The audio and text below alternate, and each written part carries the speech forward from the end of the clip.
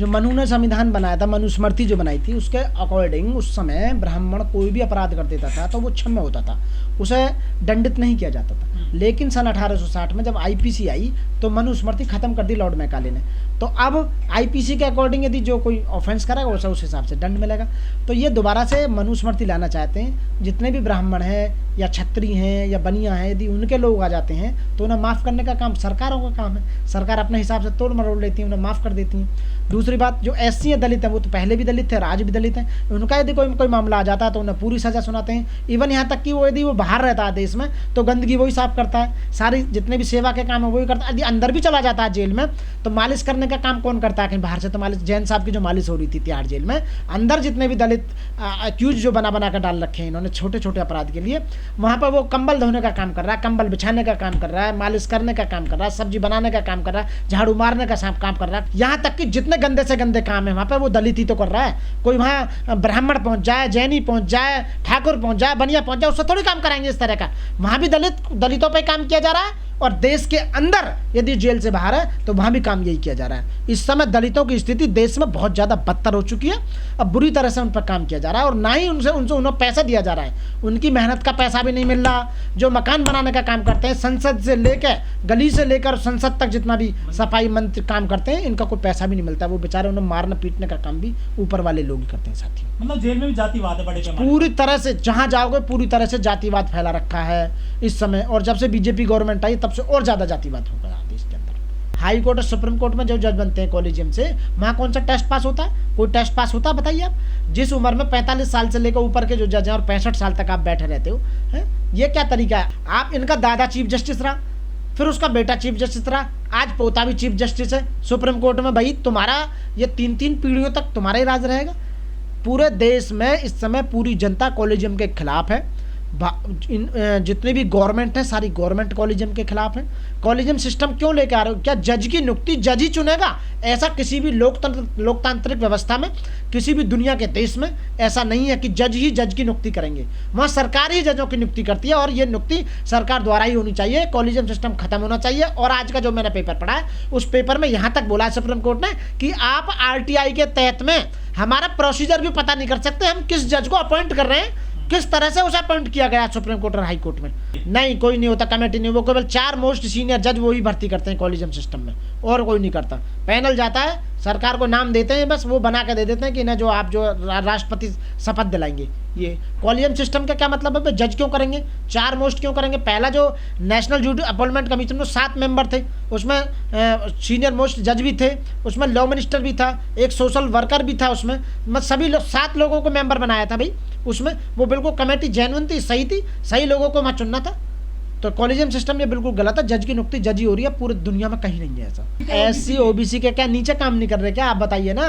जो नीचे की कोर्ट हैं, जितनी भी जिला अदालत हैं पूरे देश के अंदर, उसमें बैठे हुए नहीं है क्या? तो SC ST OBC माइनॉरिटी सारे बैठे हुए हैं। आरक्षण तो आप आए आरक्षण से, तो आपने पूरी मोनोपोली कर रखी है आरक्षण में, जहाँ बिना टेस्ट पास करे आपको जज बना दिया गया। बताइए, काम करने की बात कर रहे हैं। अरे मुझे बना दो, मैं काम तो मैं भी कर लूंगा। बताइए ना, मुझे बनाओ ना।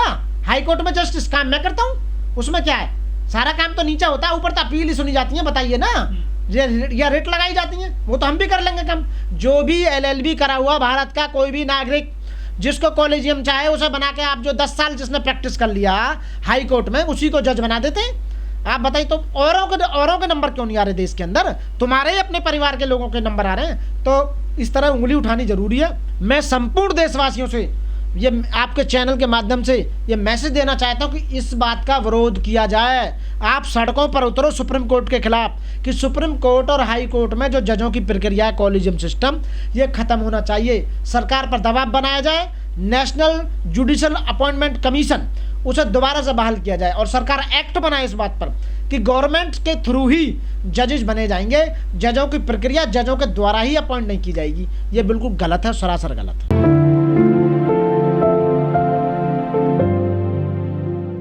साथियों, कॉलेजियम जो सिस्टम है वो पूरी तरह से गलत है, मेरा मानना ये है। क्योंकि कॉलेजियम में टोटल 100% रिजर्वेशन चंद लोगों का है, उसमें केवल ब्राह्मण, ठाकुर और बनिया, मतलब जनेऊधारी 3 लोग ही आ सकते हैं उसके अंदर, और कोई नहीं आ सकता। ऊपर के जो हिंदूवादी मानसिकता के जो लोग हैं, इन्हीं लोगों को जज बनाया जाता है। पूरे भारत में मात्र 300 ऐसे परिवार हैं, केवल उन्हीं के, मैंने कि मैं उसे कह सकता हूँ मोनोपोली, भाई भतीजावाद सारे उन्हीं के हैं। कभी अपने भाई को बना देते हैं, कभी अपने फूफा को बना देते हैं, कभी मौसा को बना देते हैं, कभी दोस्त को, मतलब वही जज बनते आ रहे हैं और बिना टेस्ट पास किए हुए जज हैं।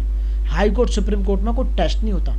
मैंने तैयारी की 5 साल, यूपी PCS जे 2 बार मैंने मेंस किया, मतलब प्री पास किया, मेंस मेरा नहीं हो पाया, कोई बात नहीं। लेकिन मैं ये कहता हूँ, एक छोटा सा जज, सिविल जज जूनियर डिवीजन बनने के लिए भी आपको 3 स्टेज से गुजरना पड़ता है। प्री एग्जाम पास करना पड़ता है, मेंस एग्जाम पास करना पड़ता है, इंटरव्यू पास करना पड़ता है, तब एक सिविल जज जूनियर डिवीजन आप बनते हैं। उसके बाद में वहाँ से सबसे जो छोटे लेवल का जज है वो है।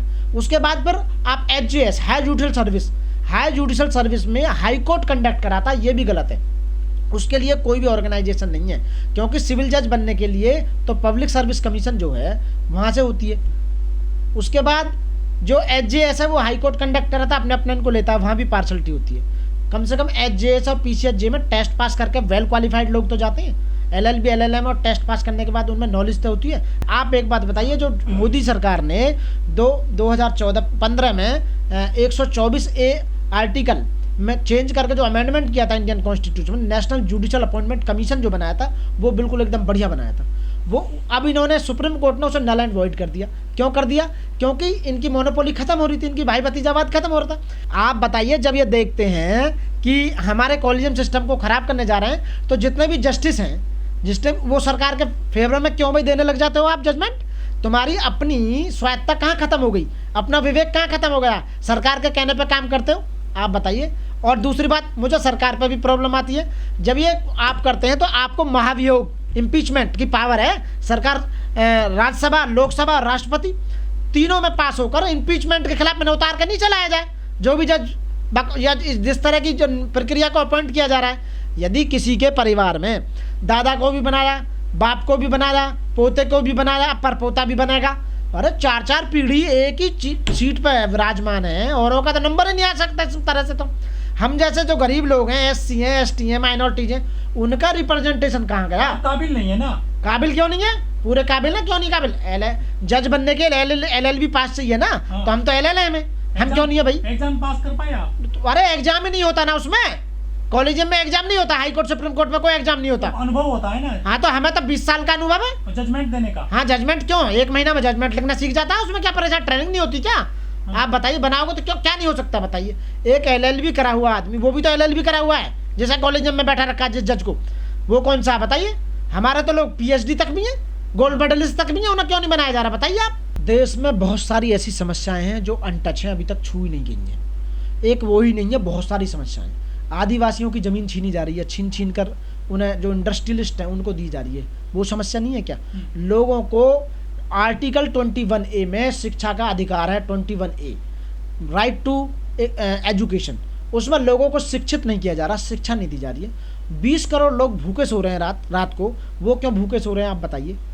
आप बताइए। स्वास्थ्य भी हमारा राइट टू हेल्थ है, जो पूरी तरह से स्वास्थ्य नहीं दिया जा रहा। लोग घर बेच कर, मकान बेच कर स्वास्थ्य को प्राप्त कर रहे हैं। तो समस्या एक नहीं है, बहुत सारी समस्याएं हैं देश के अंदर, उन पर कोई भी काम नहीं किया जा रहा है। जिस अपराध के लिए 2-2 साल 3-3 साल की सजा, 10-10 साल हो गई उन्हें अंदर, उन्हें कोई निकालने वाला नहीं है। ये जस्टिस बने बैठे हैं, वो तनख्वाह ले रहे हैं, इतना मोटा पैसा इनके ऊपर खर्च किया जा रहा है, सोच नहीं रहे। यदि एक प्रॉब्लम आ जाती है, यानी सुदामा जो कोटा था, आरक्षण जो था, इन्होंने बहुत जल्दी पास कर दिया। आप बताइए, उन्हें नौकरी भी मिलने लगी, सब कुछ करने लगी। क्या है? पार्शलिटी नहीं है क्या ये?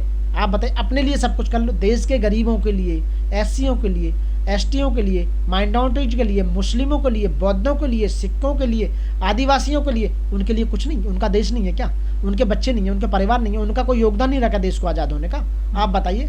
देश आज़ादी होने से पहले से ही आपके पुरखे, आप उसी सीट पर विराजमान होते चले आए हैं, औरों का कोई नंबर नहीं आएगा कैसी तरह? तो मोनोपोली नहीं है तो और क्या नहीं है बताइए आप? लीगल एड के वकील होते हैं, ऐसा नहीं है कि लीगल एड काम कर रहा है। जो लीगल एड डिपार्टमेंट है, वो लोगों को फ्री न्याय देने का काम कर रही है सरकार, ऐसा बात नहीं। लेकिन सरकार मन से काम नहीं कर रही है, जजेज मन से काम नहीं कर रहे हैं, सब जगह पार्शलिटी चल रही है।